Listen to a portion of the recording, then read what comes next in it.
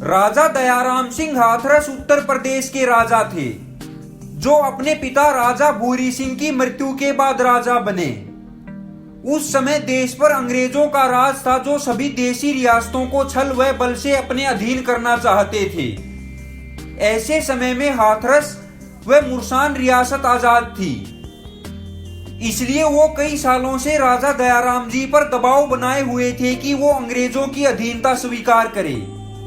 लेकिन राजा साहब स्वाभिमानी व देशभक्त थे, इसलिए उन्होंने झुकना स्वीकार ना किया, जिस कारण अंग्रेजों और राजा साहब में कई बार तनातनी हो चुकी थी। सामरिक रूप से राजा साहब अंग्रेजों के मुकाबले बहुत कमजोर थे, लेकिन फिर भी उनके स्वाभिमानी हौसले ने दम नहीं तोड़ा।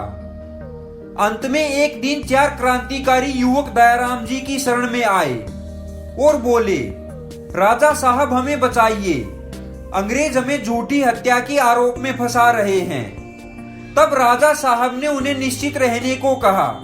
वे किले में अपने ही साथ ठहरने का प्रबंध किया। जब यह बात अंग्रेजों को पता चली तो उन्होंने राजा साहब को चारों तथाकथित आरोपियों को अंग्रेजों के हवाले करने के लिए कहा। राजा साहब ने कहा कि ये चारों युवा निर्दोष हैं और मैं अपने ही देश के नागरिकों पर अत्याचार होते नहीं देख सकता। यह सुनकर अंग्रेज घबरा गए। उन्होंने देख लिया कि हाथरस आने वाले समय में उनके लिए बहुत बड़ी समस्या बन सकता है। इसलिए 1817 में अंग्रेजों ने हाथरस व मुर्सान पर आक्रमण कर दिया और मुर्सान को जीत लिया। फिर वो हाथरस की ओर बढ़े। हाथरस में रणचंडी का विकट तांडव हुआ। अंग्रेजी सेना के दांत खट्टे हो गए। यह युद्ध 1817 में हुआ और ये लड़ाई कई दिन तक होती रही। राजा दयाराम ने अपने वीर सैनिकों के साथ दांत पीसकर अंग्रेजों पर हमले किए और सभी ने अपने प्राणों की बाजी लगाई।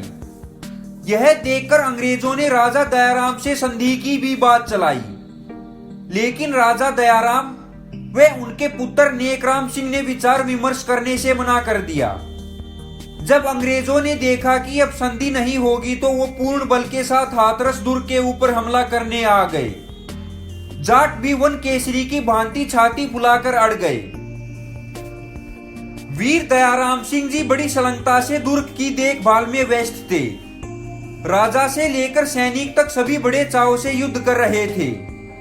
वो आज अपना या शत्रु का फैसला कर लेना चाहते थे। वो थोड़े थे फिर भी बड़े उत्साह से लड़े। किले पर से शत्रु के ऊपर से अग्नि वर्षा हो रही थी। उन्हें पूरी आशा थी कि मैदान उनके हाथ रहेगा, किंतु अचानक ही सब बदल गया। बारूद की मैगजीन में एकदम से आग लग गई और बड़े जोर का धमाका हुआ।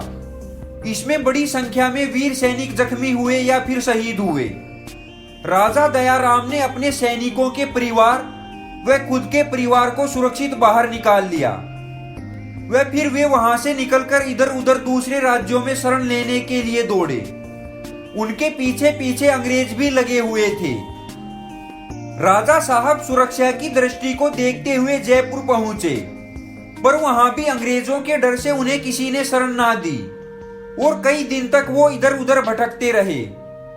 इस तरह वो अपने अधूरे सपने के साथ 1841 में स्वर्ग सिधार गए। आज भी हाथरस व आसपास के लोग दयाराम का नाम बड़ी श्रद्धा और भक्ति के साथ लेते हैं तथा उनको याद करते हैं। गाइस, यदि आपको ये वीडियो अच्छी लगी हो तो सर छोटू राम के चैनल को सब्सक्राइब कीजिए और बेल आइकन पर क्लिक करें ताकि आपको लेटेस्ट वीडियो की नोटिफिकेशन मिलती रहे।